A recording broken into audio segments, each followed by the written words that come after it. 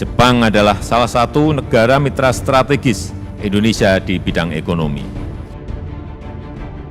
Kita harus mengundang investasi yang seluas-luasnya, Saya menyambut baik relokasi dan perluasan investasi perusahaan-perusahaan Jepang ke Indonesia. Jangan sampai nanti setelah pasca pandeminya kita belum siap dan persiapannya dilakukan sekarang. Menyelesaikan investasi itu tidak cukup dengan pendekatan regulasi, tapi juga melakukan pendekatan lapangan.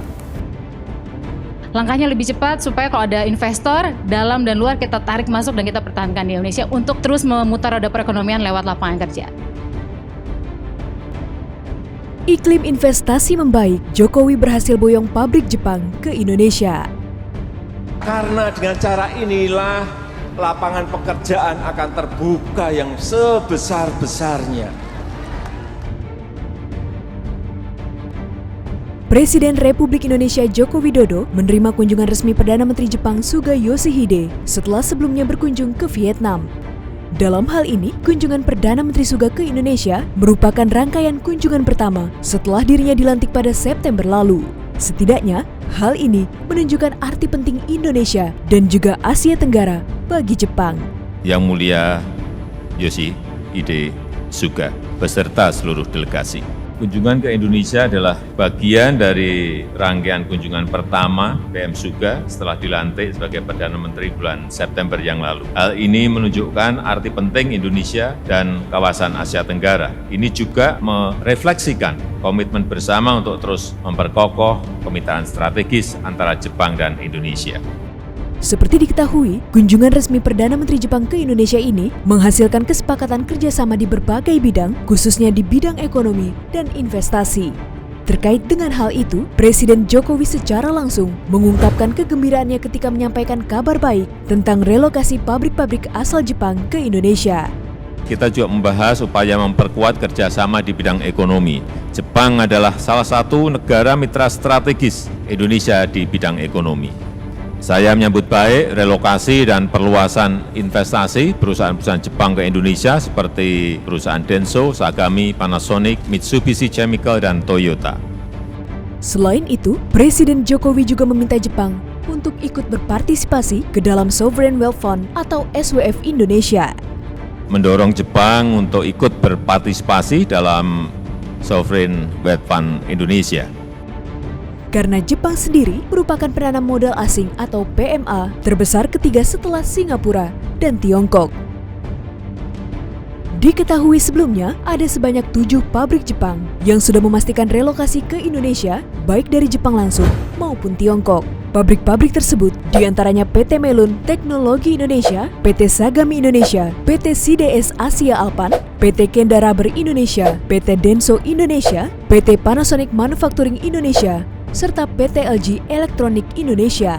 Rencana investasi 7 pabrik yang memastikan merelokasi usahanya di tahap pertama ini diperkirakan mencapai 850 juta US dollar atau setara dengan 11,9 triliun rupiah dengan lokasi tujuan investasi di Jawa Tengah, Jawa Barat, Banten, DKI Jakarta, dan Sumatera Utara.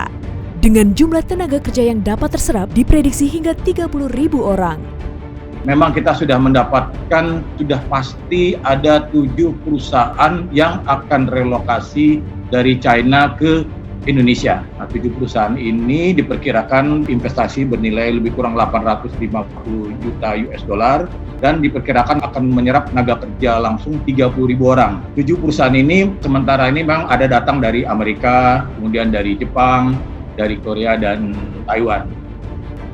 Kepala Badan Koordinasi Penanaman Modal BKPM, Bahlil Lahadalia, mengatakan 7 perusahaan tersebut berhasil digait masuk ke Indonesia karena Presiden Jokowi belajar dari tidak adanya satu perusahaan asing pun dari sekitar 30 perusahaan yang masuk ke Indonesia beberapa waktu sebelumnya, di mana 23 perusahaan lari ke Vietnam, sisanya lari ke Thailand, Malaysia, dan Kamboja.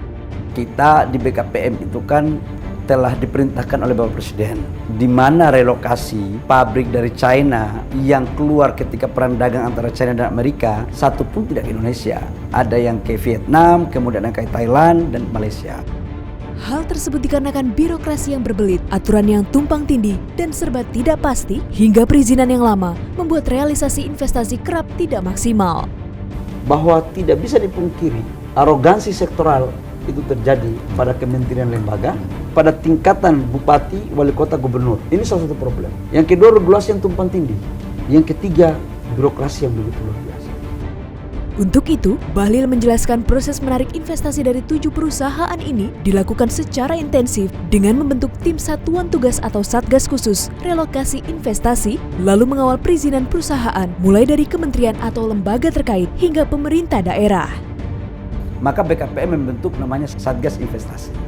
Satgas Investasi ini 3 poin yang saya minta kepada mereka. Yang pertama adalah bagaimana mengidentifikasi potensi pabrik atau investor yang dari negara mana saja, terutama China, yang akan hengkang dari negara itu untuk kemudian kita bisa melakukan pendekatan. Yang kedua adalah saya memberikan kewenangan kepada mereka untuk melakukan negosiasi, diplomasi, dan apapun caranya agar mereka bisa mendatangkan investor. Dan yang ketiga, untuk bagaimana bisa melihat aturan-aturan mana yang bisa kita bantu para investor. Relokasi ini terjadi sebelum penerapan Undang-Undang Cipta Kerja Omnibus Law. Tapi apa yang dilakukan pemerintah untuk merayu ke-7 perusahaan tersebut pindah ke Indonesia mirip dengan apa yang dilakukan undang-undang tersebut, yaitu memudahkan proses investasi. Jadi dapat kita bayangkan berapa banyak perusahaan lain yang bakal menanamkan modalnya di sini dan berapa banyak penyerapan lapangan kerja dan perputaran ekonominya. Kabarnya, seratusan perusahaan lain juga siap masuk dengan catatan tidak dipersulit seperti dulu. Yang menghambat investasi semuanya harus dipangkas. Baik itu perizinan yang lambat, yang berbelit-belit, apalagi yang ada punglinya. Hati-hati. Ke depan saya pastikan akan saya kejar